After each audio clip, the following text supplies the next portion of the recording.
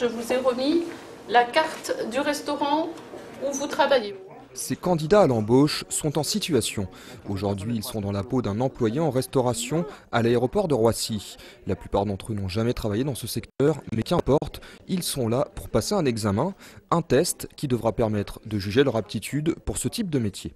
C'est plutôt quelque chose de positif, d'assez représentatif par rapport aux vidéos qu'ils nous ont montré, vraiment ce qu'on fera par rapport aux situations sur lesquelles on sera confronté.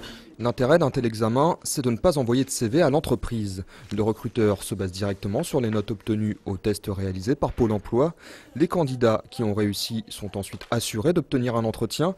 La méthode a pour vocation de contourner les discriminations à l'embauche. Nous accueillons des candidats qui viennent d'autres villes que les villes proches d'ici. Et la méthode de recrutement par simulation, c'est chercher des candidats qui peuvent avoir les habiletés, et quel que soit leur lieu de résidence. Grâce à ce processus, Pôle emploi garantit un taux de recrutement de 60%. Un vrai plus quand on sait que les chômeurs issus des banlieues sont souvent mis à l'écart par les entreprises. C'est le récent constat du Centre d'études de l'emploi. Selon cet universitaire, il existe bien un effet discriminant lié au lieu de résidence, mais pas seulement. Qui est pénalisé finalement par un lieu de résidence dans une commune moins favorisée? Ce sont seulement les femmes. Et en l'occurrence, on trouve une pénalisation particulière au fait de résider à Villiers-le-Bel seulement pour les femmes d'origine française. Au Pôle emploi de Garges-les-Gonesse, près de 500 personnes sont recrutées chaque année sans passer par la case CV.